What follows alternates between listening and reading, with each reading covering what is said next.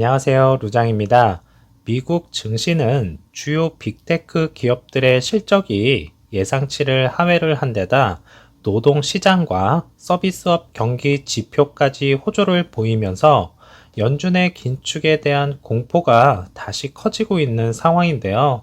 고용이 여전히 과열 양상을 보이면서 연준이 서둘러 금리 인하를 할 것이라는 기대감이 크게 줄어든 탓이라 할 수 있겠습니다. 3대 지수 모두 빅테크 실적에 대한 부담감을 갖고 출발을 하였는데요. 강력한 매수세에 반등을 성공을 하면서 주말을 즐겁게 만들어 주는 줄만 알았는데요.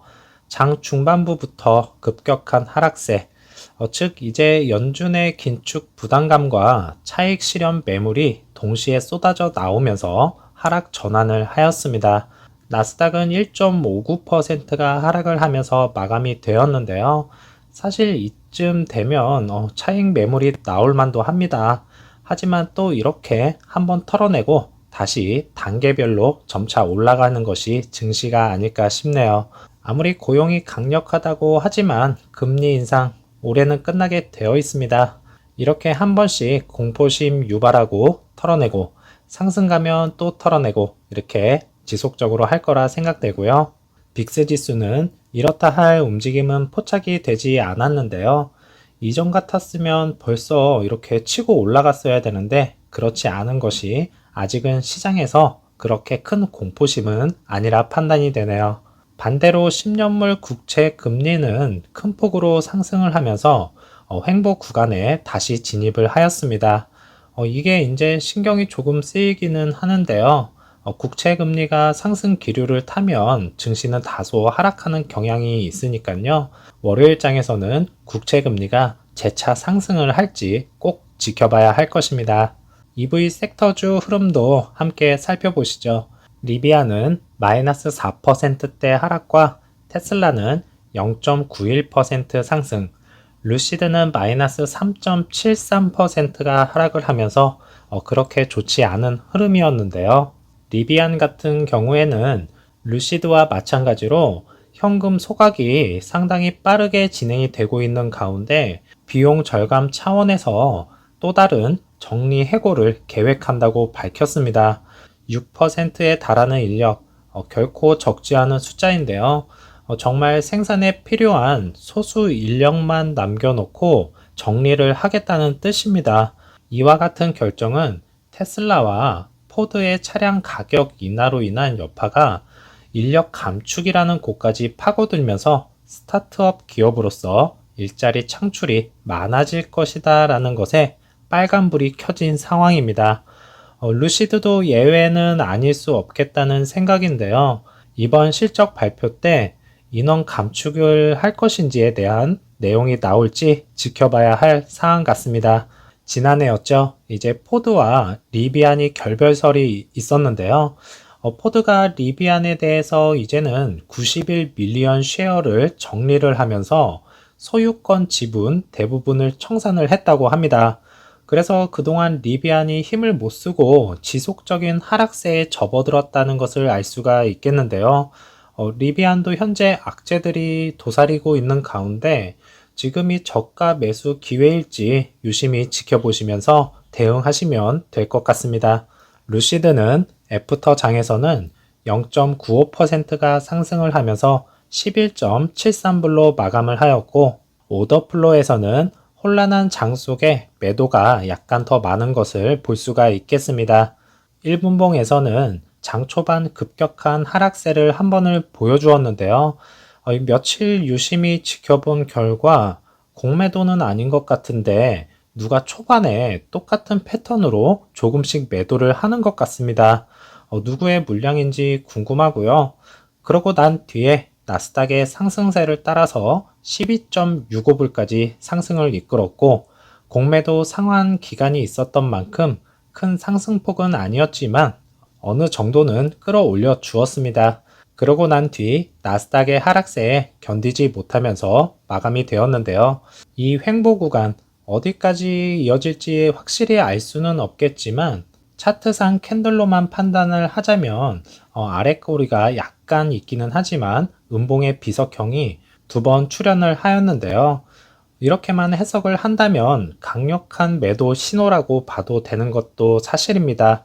그렇다고 이것을 컵앤핸들 차트라고 보기에는 약간 무언가 부족해 보이고 참 애매하네요. 만약에 이게 핸들이면 약간의 하락을 하다가 상승을 전환을 해야 하는데요. 지표들을 보면 얽히고 설킨 상황이고 5일선은 일단은 이탈을 했습니다. 다가오는 이제 21선을 지켜보면서 횡보 또는 약간의 하락을 할 가능성이 있어 보이고요.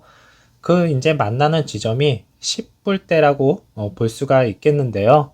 그래서 제가 이제 10불대 라인은 무조건 지켜야 된다, 뭐 이렇게 말씀을 드린 것이 이 상황이 전개가 될 것 같아서 말씀을 드렸던 것이었고, 10불대가 혹시라도 있으면 안 되겠죠. 만약에 깨진다면 6불대를 다시 만날 수는 있겠지만 그렇지 않고 재차 상승하지 않을까 생각됩니다. 이벤트성으로 크게 올랐던 주가가 그 다음날 급락을 하지 않았다? 요거는 잘 버텨주고 있는 것이겠고, 투자자들이나 공매도들이나 이 상황을 줄다리기 하듯이 팽팽하게 맞서고 있다고 보시면 될 것 같네요. 공매도 상환 기간이 1월 13일 일자이지만요. 지난번과 동일한 것으로 보아서 이제 이번에도 비슷하다 생각이 되고 있고요. 2일까지 보고가 된 공매도를 살펴보면 점점 상환을 하고 있는 중이지만 그만큼 또다시 때리고 있습니다. 2일자로 이제 52.80%의 공매도를 또 때렸네요. 이전에는 60%가 넘는 매도를 때렸지만 점차 줄어들고 있기는 합니다. 그래서 이제 시킹 알파에서도 루시드에 대한 베팅은 점점 혼잡해지고 있다 말을 하였는데요.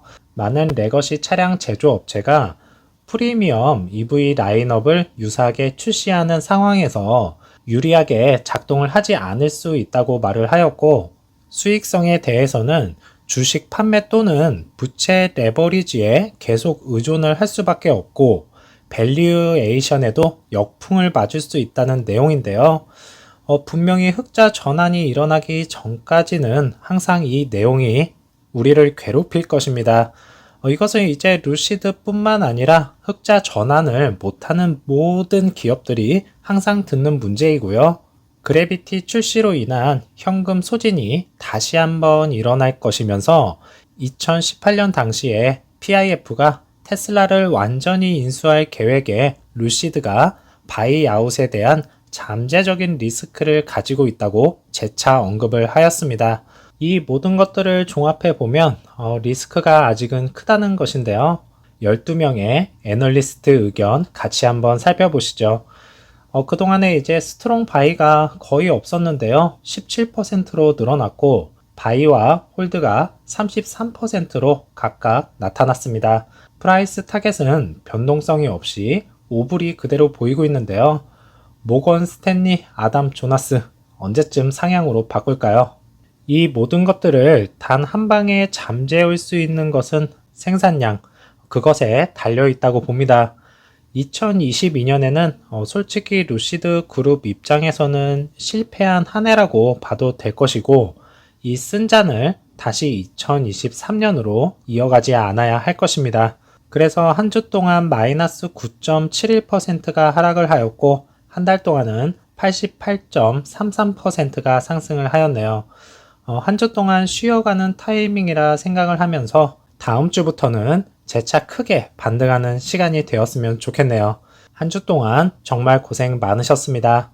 2023년 가장 효율적인 차량은요, 바로 루시드 에어인데요. 하지만 너무 비싸다라는 편견이 이곳 저곳에서 나오고 있는 상황입니다. 그러나 이 효율성보다 더 중요한 것이 있는데, 그것은 이제 묻혀가는 것 같고요. 저는 개인적으로 효율성보다는 바로 운더박스를 이용한 배터리 충전 시간에 더 높은 점수를 주고 싶은데요. 900V 아키텍처를 활용한 이 충전 시스템이야말로 소비자들의 돈과 같은 시간을 절약하게 해줄 또 하나의 최고의 기술력이라 할 수 있겠습니다. 드림 에디션 같은 경우에는 300마일 충전하는데 단 20분밖에 걸리지 않고요. 다른 차량들은 200마일 충전에 15분이 걸립니다.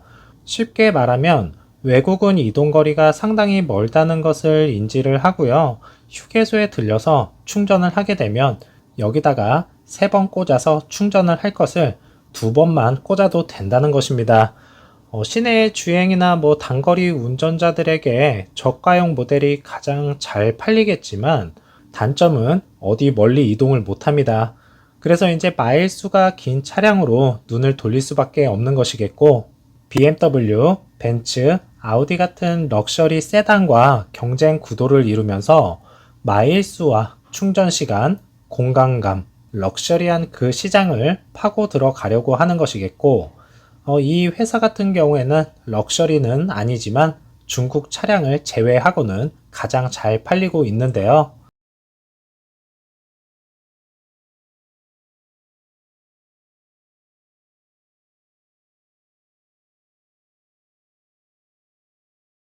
그로 인해서 다시 한번 SUV 시장에 지각 변동이 일어날 것입니다. 파워트레인에 대해서는 아직까지는 세부 사항이 공개가 되지 않았는데요. 이제 서서히 준비를 하고 있지 않을까요? 슈퍼카 퍼포먼스를 제공을 하고 마켓에 나와 있는 어떠한 것보다 더 긴 주행거리를 제공을 할 것입니다. 각 제조사마다 이제 똑같을 수는 없습니다. 이제 각자 특징이 있는 것인데요. 어느 기업은 이제 소프트웨어가 기술력이 뛰어나고 어떤 기업은 내연 기관의 명성의 이점을 살려서 밀어붙이고 있고, 루시드 같은 경우에는 하드웨어와 배터리, 모터, 충전 속도 너무나도 많습니다. 그런데도 소프트웨어 측면에서 조금 약하다고 그냥 비싸 이제 멀리만 가는 차야 이렇게 생각하면 큰 오산일 것인데요. 소프트웨어는 차량 출시 1년이 조금 넘은 시점에서 그것도 신생 기업이 이 정도 따라왔으면 정말 빠르다 생각되고요. 실리콘밸리의 파트너십은 언제쯤 발표가 이루어질까요? 소프트웨어의 강력한 파트너로 선정이 되어서 EV 시장을 한번 쓸어버렸으면 좋겠네요. 그러면 비싸다라는 말은 쏙 들어갈 것이겠고, 이러한 매력에 빠져있는 소비자라면 첫 인상은 매력적이면서 강력한 녀석을 만나볼 수 있다는 것입니다. 그래서 루시드를 딱 잘라서 요약을 해보자면 세계에서 가장 효율적인 차량이겠고, 세계에서 양산차 중에서 가장 빠른 차량이면서 세계에서 가장 긴 주행거리를 제공을 한다는 것입니다. 모두 월드입니다. 몇 년 후면 여기 또 하나가 있을 것인데요.